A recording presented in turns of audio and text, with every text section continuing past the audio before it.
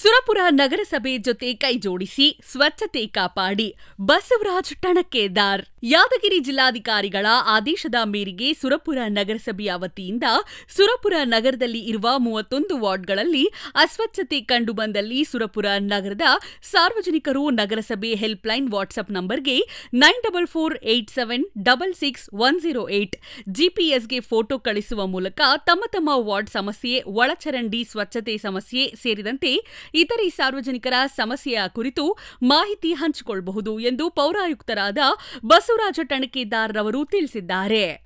ಇದರಿಂದ ಸ್ವಚ್ಛತೆ ಕಾಪಾಡುವ ಮೂಲಕ ಸಾಂಕ್ರಾಮಿಕ ರೋಗಗಳನ್ನು ತಡೆಗಟ್ಟಲು ಅನುಕೂಲವಾಗಲಿದ್ದು, ಸುರಪುರ ನಗರಸಭೆ ಜೊತೆಗೆ ಕೈಜೋಡಿಸಿ ಸ್ವಚ್ಛತೆ ನಮ್ಮೆಲ್ಲರ ಹಕ್ಕು, ಸುರಪುರ ನಗರವನ್ನ ಸ್ವಚ್ಛತೆ ನಗರವನ್ನಾಗಿ ಮಾಡೋಣ ಎಂದು ತಿಳಿಸಿದ್ದಾರೆ. ಜಾಹೀರಾತುಗಾಗಿ ಸಂಪರ್ಕಿಸಿ ಎಸ್ಕೆ ಸುದ್ದಿ 9 ಕನ್ನಡ.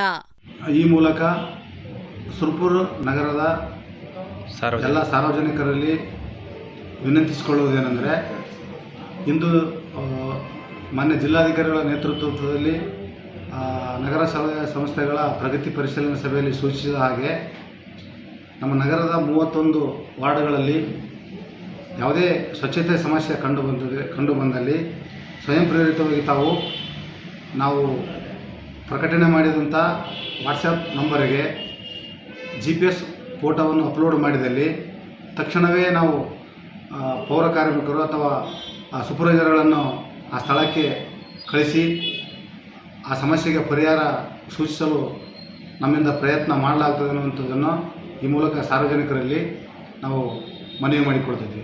ಬಸವರಾಜ ಟಣಕೇದಾರ್, ನಗರಸಭೆ ಪೌರಾಯುಕ್ತರು, ಸುರಪುರ.